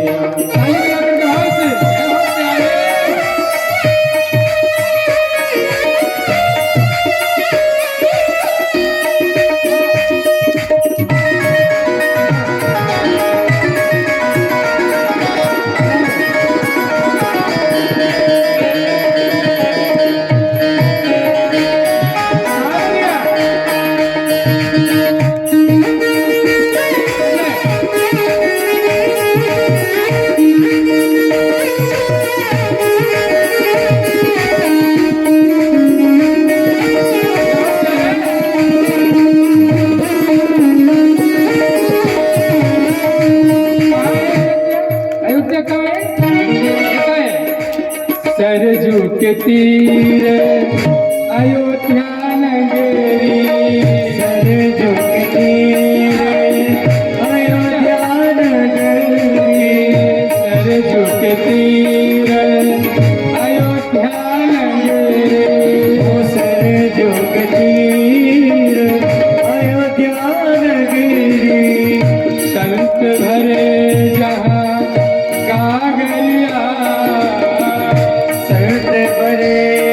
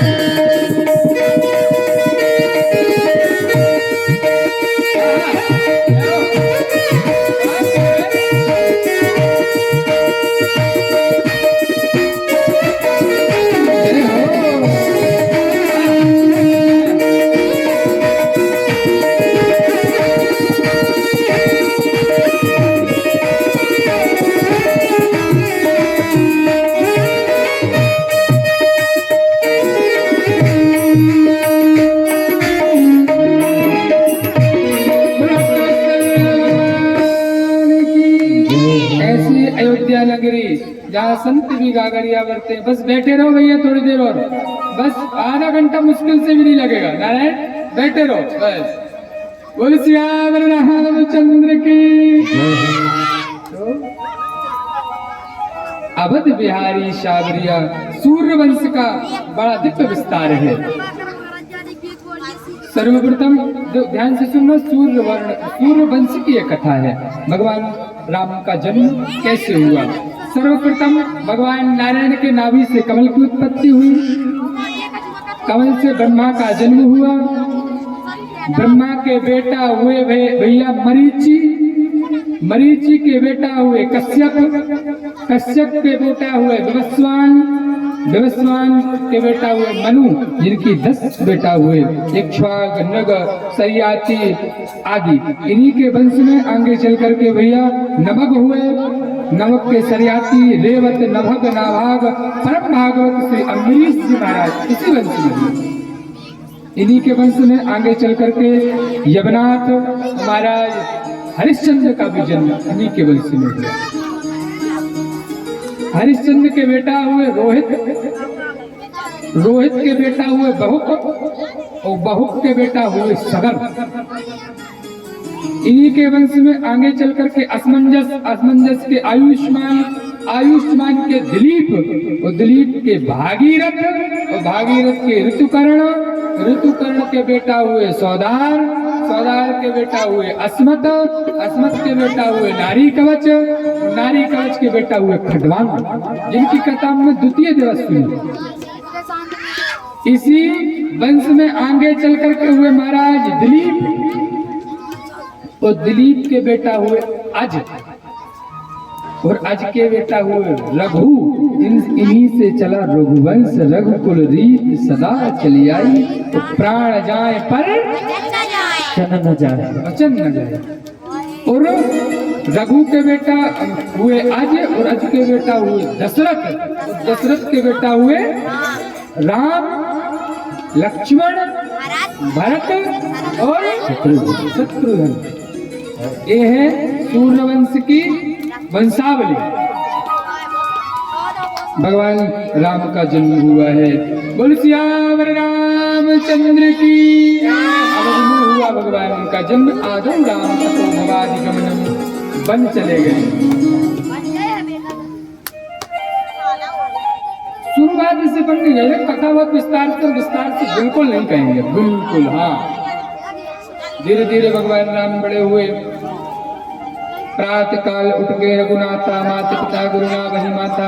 गुरु ग्रह पढ़न गए रघुराई, अल्प काल विद्या सब आई।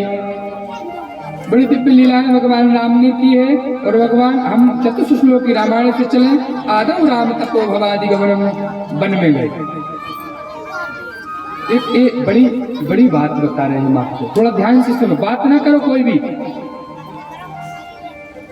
कई लोग तो कहते हैं ना भगवान राम वन कैकई के कारण गए। ऐसा ही है ना, ऐसा ही है ना। हाँ, नहीं भैया, ये गलत है सरासर। भगवान राम ने स्वयं वरदान कैकई से मांगा था। राग चारुकेशी शिवरंजनी है।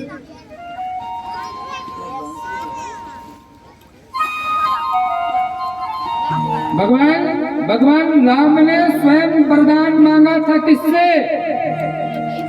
कैकई से।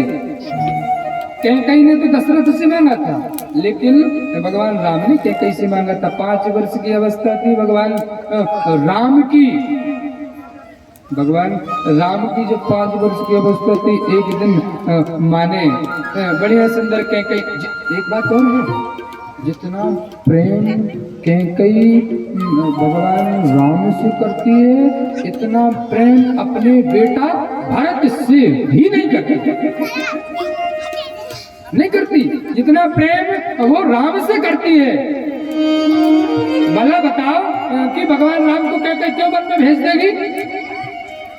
5 वर्ष की अवस्था थी राघव की। एक दिन उस करुणामयी माता ने, कैकई ने बढ़िया सुंदर सुंदर दूध भात बनाया। दूध भात बनाया किसके लिए? राम के लिए।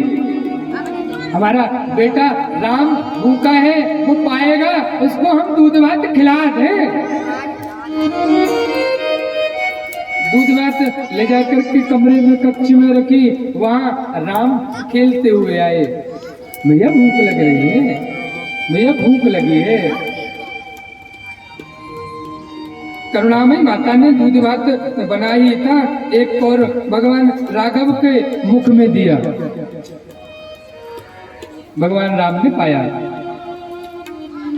राम ने कहा भैया कभी कभी आपने ये नहीं सोचा कि थोड़ी बात ना करो।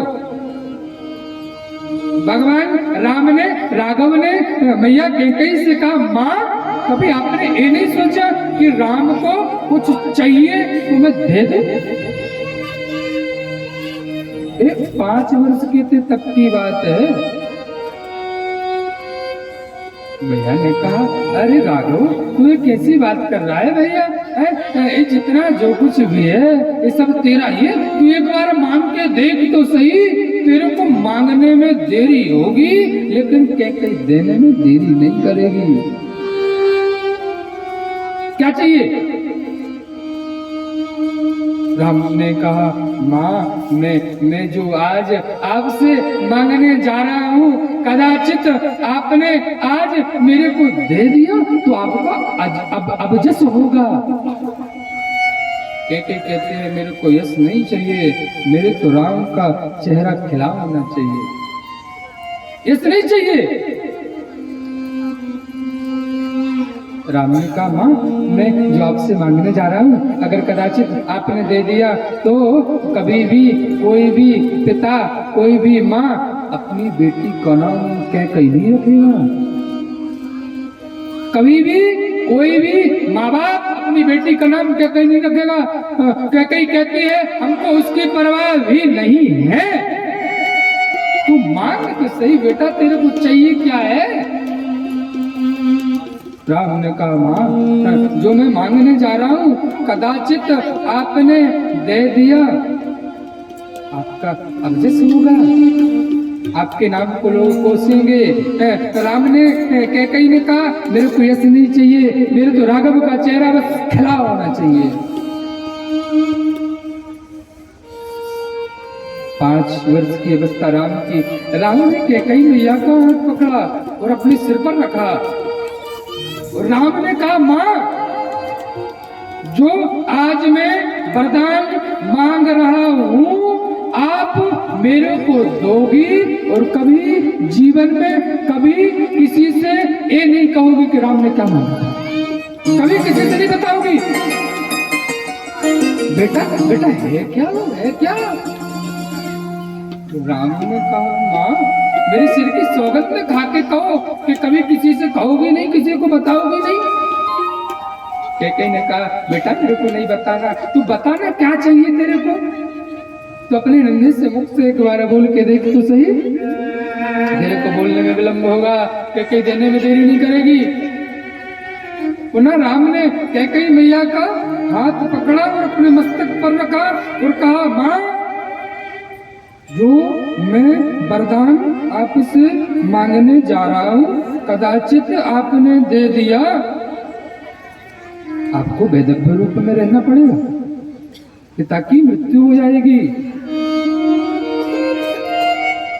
कैकेयी जमीन पर धड़ाम से गिर गई। बेटा तू ये क्या मांग रहा है? मेरे को वैधव्य रूप में रहना पड़ेगा, मैं नहीं दे सकती वरदान, मैं नहीं दे सकती, ये वरदान कैंसिल करो, मैं नहीं दूंगी। राम ने कहा मेरे सर की सौगंध खाई है भैया आपने कि दोगी कभी जीवन में कभी किसी से नहीं बताओगी। बेटा क्या चाहिए? अच्छा कदाचित वैधव्य रूप में मेरे को रहना पड़े ये भी मंजूर है, लेकिन चाहिए क्या तू बोल के तो देख। राम ने कहा माँ एक समय ऐसा आएगा कि भैया भरत को राजगद्दी और 14 वर्ष राम वनवासी, 14 वर्षों के लिए आप पिता से मेरे लिए 14 वर्ष के लिए वरदान मांगना कि राम को वन में भेज दो। तो कैकेयी मैया जमीन पर गिर गई, राम मैं वैदव्य रूप में रहना पड़ता, मेरा अब जैसे होता तब भी ठीक था, लेकिन 14 वर्षों के लिए राम मेरे नेत्रों से ओझल हो जाए, मैं बर्दाश्त नहीं कर पाऊंगी, मैं नहीं दूंगी, मैं नहीं दे सकती।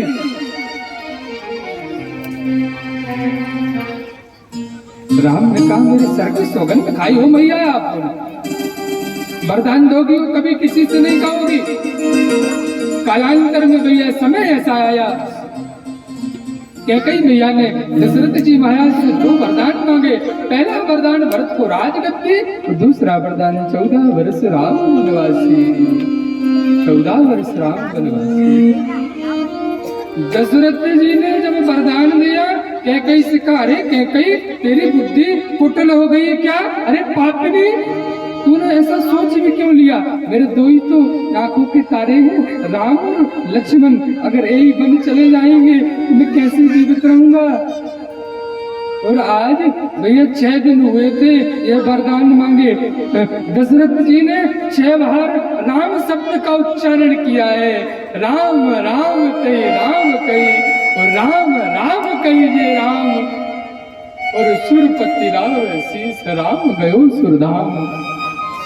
6 बार दशरथ जी ने राम राम कहा है और आज प्राणों को त्याग दिया, तो राम जी बन गए।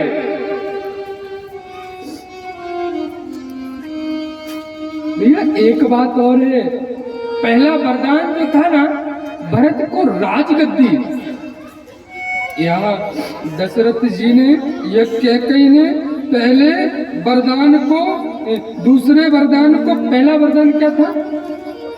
भरत को राजा बनाया जाए। दूसरा वरदान क्या था? 14 वर्ष राम वनवासी।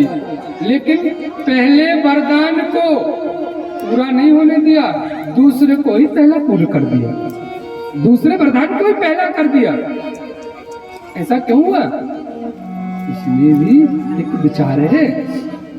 अगर पहले वरदान पूरा होता और अगर भरत राजा बन जाते तो भैया राम को वनवास कभी नहीं होता।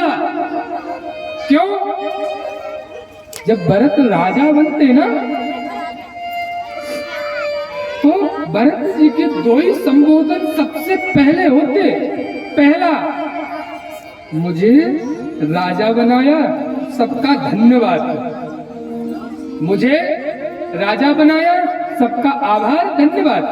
दूसरा वचन जो भरत जी महाराज का होता वो यही होता कि माँ कैकेयी ने पिता दशरथ से जो भी वरदान मांगे हैं उनको खारिज किया जाए, क्योंकि उस समय राजा भरत होते। और हाँ, मैं अपने श्रद्धा और भक्ति से संपूर्ण संपत्ति भगवान श्री राम के चरणों में समर्पित करता हूँ, तो भैया कभी भी राम को वनवास नहीं होता। लेकिन राम ने भैया कैकेयी से कहा था कि मैया अगर आप ये वरदान नहीं मांगोगे, वरदान नहीं दोगे, तो पाषाण बनी पत्थर की वो अहिल्या, उसका उद्धार कैसे होगा? वो मतंग ऋषि की शिष्या सबरी मेरी रास्ता देख रही है, उसका उद्धार कैसे होगा? भैया एक प्रेरणा देते, बहुत लोग कहते हैं कैकेयी ने बुरा किया, नहीं, ये तो राम ने ही कैकेयी से वरदान मांगा था।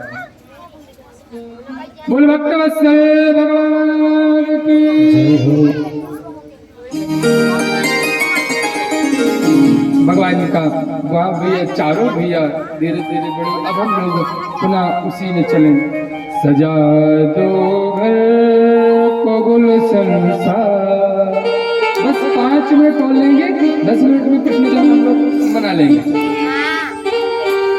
अभी अयोध्या की बड़ी सुंदर छवि है भैया, कल हमने सब सुन ही लिया, आवाज तो नहीं सुनाएंगे। कैसी अयोध्या अभी सज रही है वास्तविकता में, तो अभी तक तो नहीं सजी, अब सज रही है। यादो घर को संसार मेरे सरकार आए।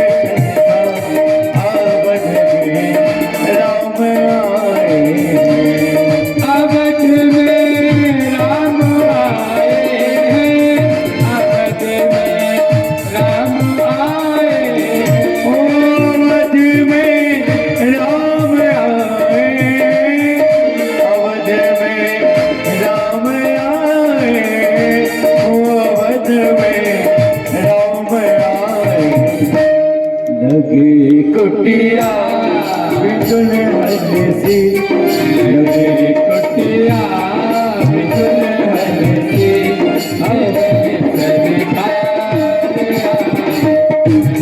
सजा तो मेरे कोले खलसा मेरे कौन आए।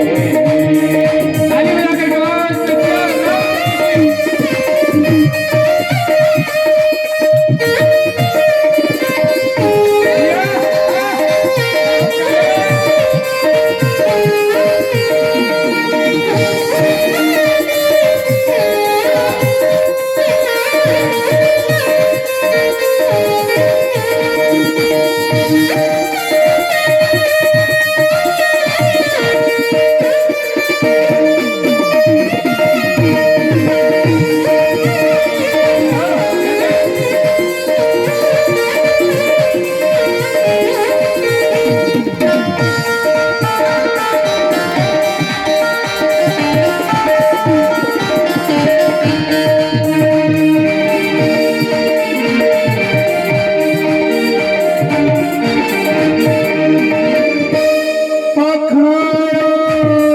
के चरणों को वहाँ कर प्रेम की गंगा इनके चरणों को वहाँ कर प्रेम की गंगा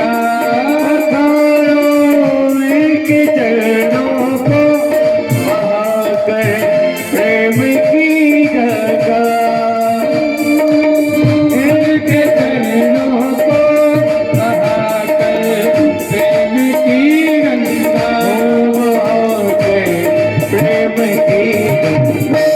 बिछा दो अपने पलकों को बिछा दूंगा पलकों को मेरे सरकार आए।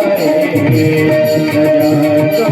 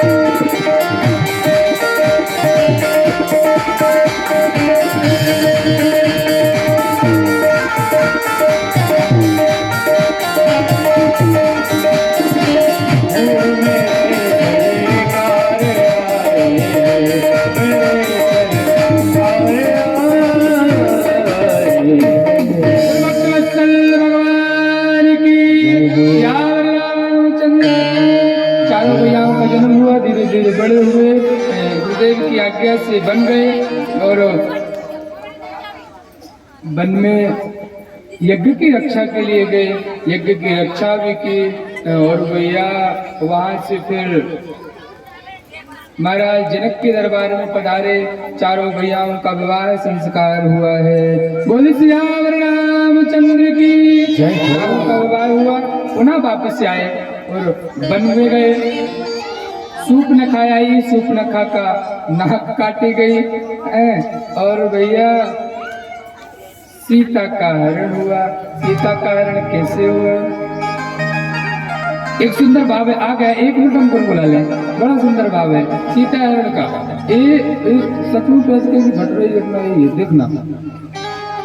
कंचन मृग बन कर आया, सियकाय अपहरण कराने, माया का मारीच चला मायापति को भटकाने।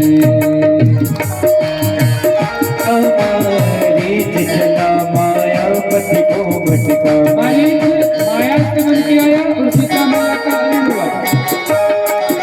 सोने का मृग बन करके आया। कैसे आया? कंचन मृग बन कर आया, सियकाय अपहरण कराने। कंचन मृग बन कर आया, सीताएं का हरण कराने।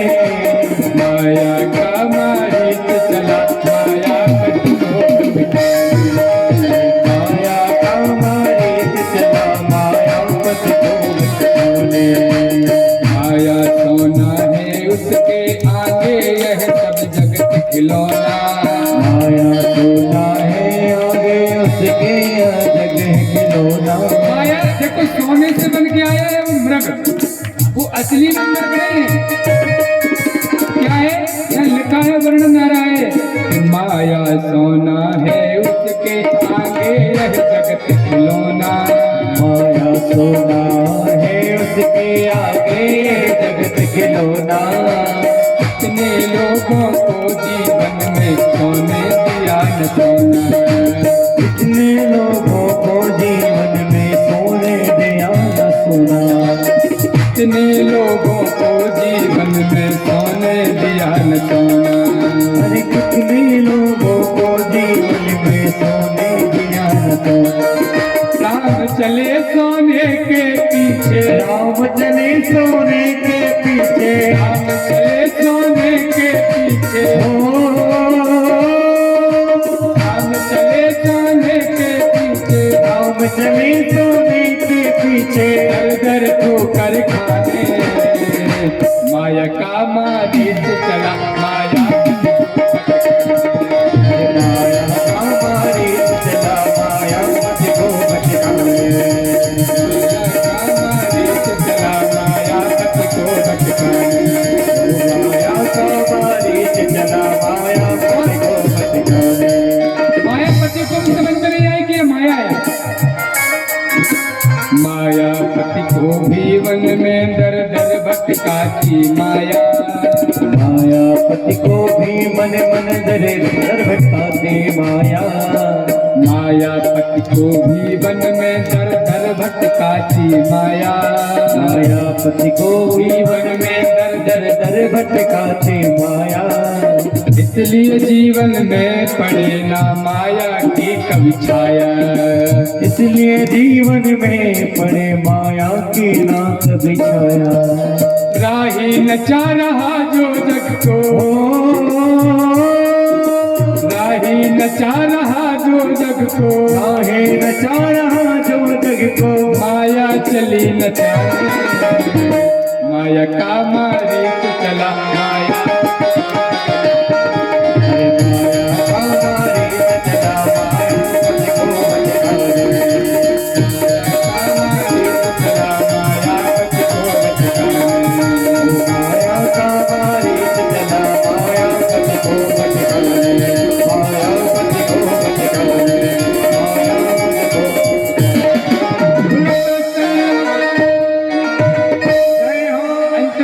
सीता लंका दहन और भगवान पुनः अयोध्या आए और आज अभिषेक। बोल सियावर रामचंद्र की। ये तो हो गई भैया राम कथा। अब हम चले कृष्ण कथा की, जिसमें भगवान का जन्म होगा। सुखदेव जी कहते हैं परीक्षित, कथितो वंश विस्तारो भवतः सोम सूरयोः राज्यं चोभय पश्यानां चरितं परमाद्भुतम्। भगवान नारायण के नाभि से कमल हुआ, कमल से ब्रह्मा का जन्म हुआ, ब्रह्मा का बेटे हुए भैया सरयाती, ब्रह्मा के बेटा हुए सरयाती, सरयाती के बेटा हुए बुध, बुध के बेटा अत्रि, अत्रि के बेटा चंद्रमा, चंद्रमा के बेटा बुध, बुध के बेटा पूर्वा, पूर्वा के बेटा नहुस, नहुस के यति, यति के ययाति, ययाति के सरयाती, और सरयाती के वंश में जाकर के भैया बड़े बड़े भरत, रंति देव, यदु, जिनसे चला यदुवंश, और इन्हीं के वंश में जाकर के आगे सूरसेन जैसे प्रतापी राजा हुए। सूरसेन का बेटा हुआ आनक दुंदुभी, इन्हीं का नाम है वसुदेव। इन्हीं के घर में आए भगवान बाल कृष्ण। बोल बाल कृष्ण भगवान की। आज हम लोग भैया भगवान का जन्मोत्सव मनाएंगे और कथा हम लोग नंद भवन की, नंद उत्सव की कल सुनेंगे। तो कुछ समय पर्याप्त हो रहा है। भगवान आनंद कंद हम लोगों के बीच में बस थोड़ी देर में आ रहे हैं। हम लोग जब सूर्य से जैसे प्रतापी राजा का अत्याचार घोर बढ़ता गया, इसका बेटा है इन्हीं का वंश में है महाराज कंस, और कंस है बड़ा दुष्ट क्रूर है, प्रजा को बढ़िया बरमेश ताड़ना ही देता रहता है। इनकी चचेरी बहन है महाराज देवकी। इसने ढोंग किया कि अपनी बहन का विवाह मैं स्वयं करूंगा, और विवाह पक्का किया आनक दुंदुभी के साथ, महाराज वसुदेव के साथ, और स्वयं रथ हाका अपनी बहन का। उसी समय में भैया आकाशवाणी हुई, अरे कंस, जिसका तू इतने प्रेम से विदाई करता है, इसी का 8वां गर्भ तेरा काल होगा। तुरंत भैया भाषा बदल गई, खड़ग निकाल लिया और पटक दिया जमीन पर। महाराज वसुदेव ने प्रार्थना की, देखो इनसे कोई बैर नहीं है, इनकी संतानों से बैर है। जितनी संतानें होंगी कालांतर में हम तुम सबको सौंप देंगे। भगवान 6 संतानें हुई, जिनको भैया इस दुष्ट दुराचारी पापी कंस ने मार दिया। 7वें में स्वयं बलराम जी पधारे, योग माया को आदेश दिया। योग माया लेके आओ। योग माया ने जाकर के भैया 7म गर्भ था वो रोहिणी मैया के गर्भ में कर दिया। 8म गर्भ में स्वयं भगवान पधारे। 8म गर्भ में स्वयं भगवान पधारे। सभी देवताओं ने मिलकर के बड़ी दिव्य भगवान की स्तुति की है। भगवान गर्भ में पधारे हैं। हम लोग 2 मिनट भाव से भगवान की स्तुति है। भय प्रगट कृपाल दीन दयाल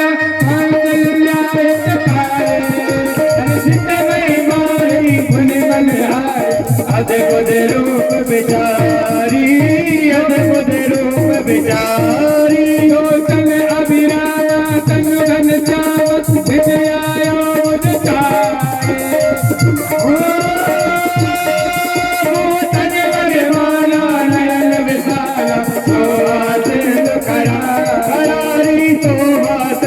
करारी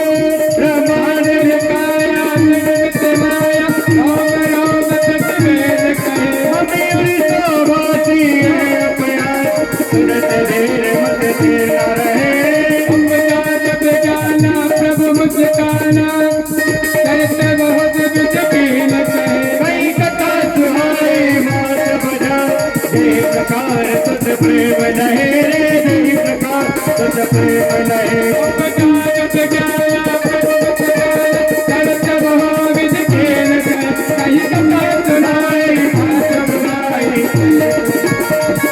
जहे राधा पुनि बोले सोमति राय अनूठा तेरो ये सुख परम अनूप ये सुख परम अनूप सुन बंधन जाना रोल गान भैया कर भो ये दर्द जगावै हरि पद गावै न करे भव को हे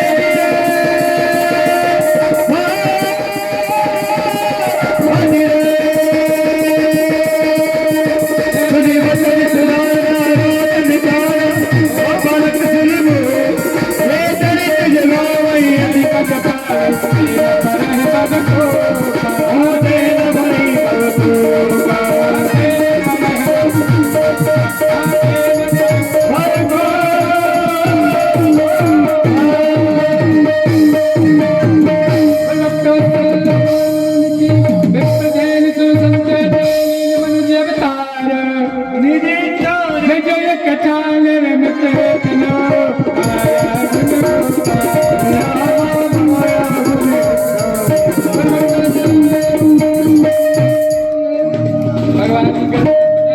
सब देवताओं ने स्तुति की।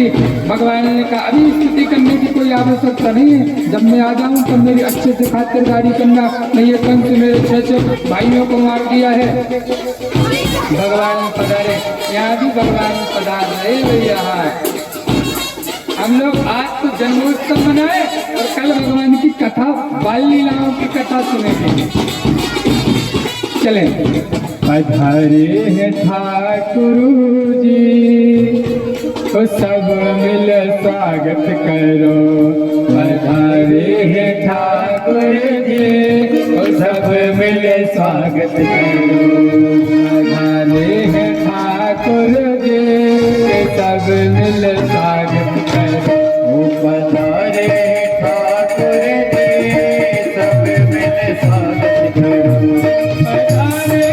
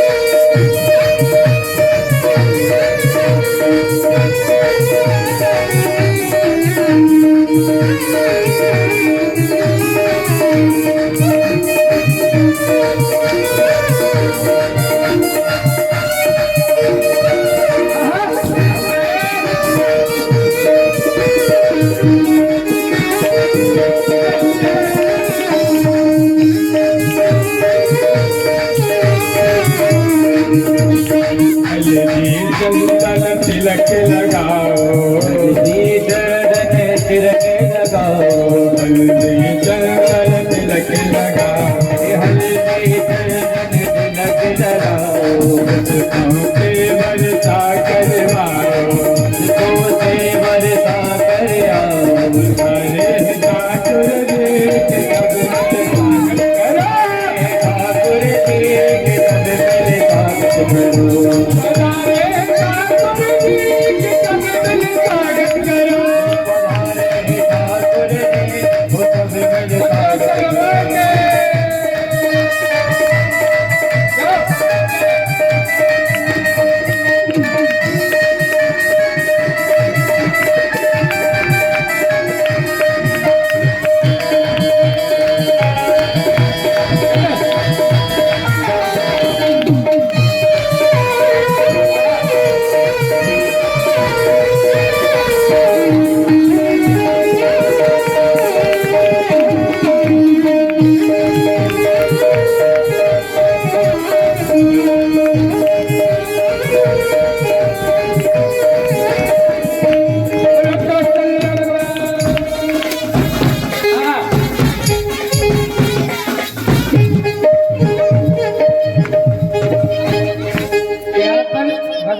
हमारा पूजन हो रहा है, हमारे मुख्य जवान पूजन कर रहे हैं। इसके बाद सब बारी बारी से भगवान का